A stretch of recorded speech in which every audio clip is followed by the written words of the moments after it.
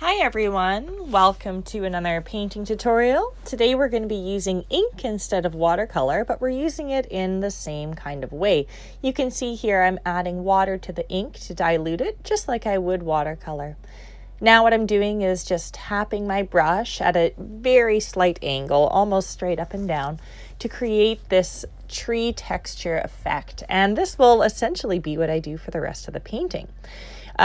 Here I have a lot of water in my ink, not paint again, it's ink, so it is quite diluted. And here I'm just picking up a tiny bit of blue just on the corner of the brush to create the illusion of some sky behind the trees on the top of the painting. Blending it in just like you would watercolor, so the surface of my page is wet, and as a result the ink is getting a soft edge. If the surface of my page was dry, the ink would have a hard edge, and you'll see that in just a second. So here I'm adding some darker ink to the foreground of this section of the forest, and if you look closely you can see that the ink is bleeding just a little bit into the background, creating a hazy look, and this helps with atmosphere. It helps to create the illusion of atmosphere.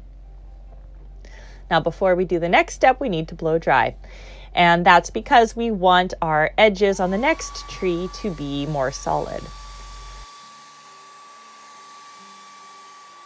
So you can see how it's changed. The ink feels a little bit lighter now. Everything's blended. And now we're going to jump into our next layer. This time we have less water in our ink, which is going to create a darker ink value.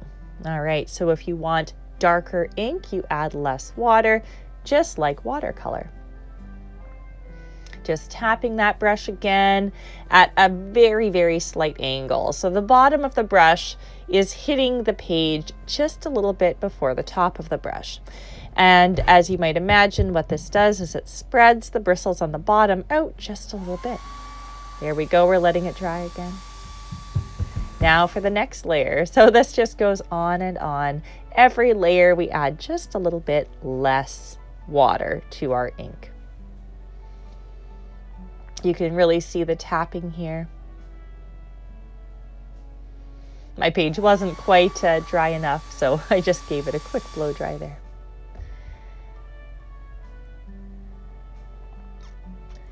Now I'm not pressing terribly hard. What I want is I just want those bristles on the top of the brush to touch the page. So the ones on the bottom are spreading out just a little bit, and the ones on the top are just barely contacting the page. And this is giving us this almost triangle-like shape.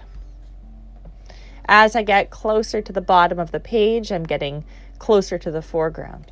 Now I don't want a hard line to appear, so I'm just adding a little bit of water at the bottom, and that will help it blend, just like watercolor. So just adding a little bit of water, letting it dry completely before we add our next layer. Now you can see the ink is quite a bit darker. It still contains water, so this isn't the darkest the ink is going to be, but it is quite a bit darker. So now we're starting to establish the foreground. Now the way that the atmosphere works is it kind of dilutes your values in your color the further back you get. So if you want to make something look further away, you lighten it, and if you want to make something look closer, you increase the intensity of your values. So your whites are brighter, your darks are darker, that kind of a thing. Usually this is done by intensifying the darks, but everything does appear more vibrant when it's closer, especially in a landscape situation. Now you can see here I have a very heavy outline at the bottom, like a heavy kind of ink shape, so I'm just adding some water to dilute that. Just kind of, smoothing that out a little bit. It's just water on my brush, but I'm pulling a little bit of that ink down, giving it another blow dry. Every layer needs a blow dry. Or, you can walk away and come back. That's okay too. All right, so even less water. Now we're also building our layers, right? We're layering here. So when I'm putting ink on top of the existing trees, that ink is going to appear darker than the layer beneath it. And that's because the ink is going to be sitting on top of existing ink rather than sitting on top of paper. So even just by layering, we're also establishing a slightly darker value here. And that's why you see I kind of fade them out as I go to, right? So So it's going to help the base of the trees maintain a little bit of a misty feel while the top of the trees are a little bit more intense.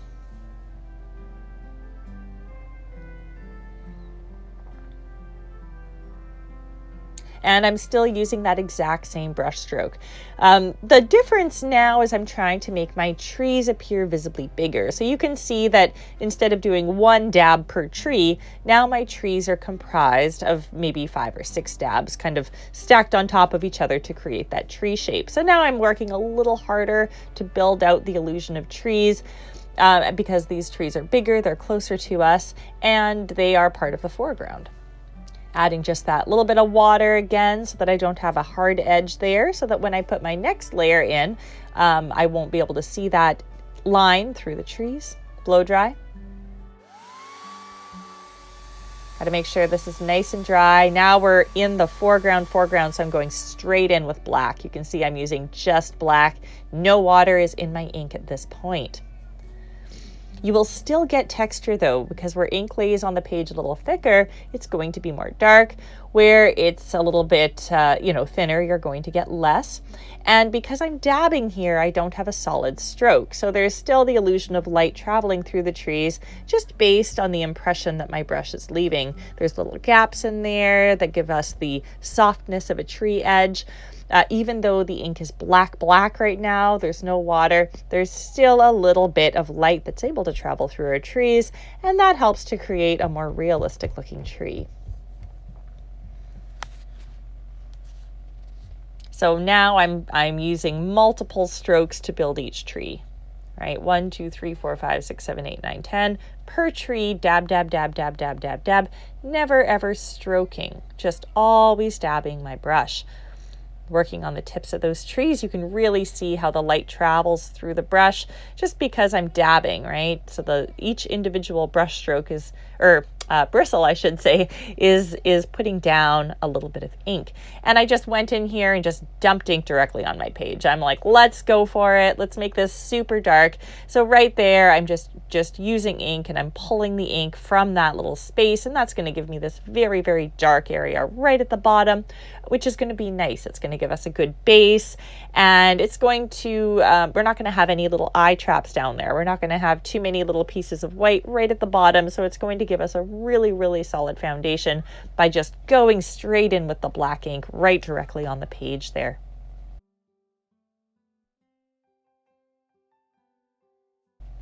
All right, so that's our painting. You can see it here, top to bottom. We have a nice faded background with the real intensity of the black in the foreground. Oh, there's my son coming to say hello. All right, that's my cue. I hope you enjoyed our tutorial. Thank you so much, and I hope to see you soon. Subscribe if you like the videos, and you can find more art at Creations by Kendra on Instagram. Thank you so much.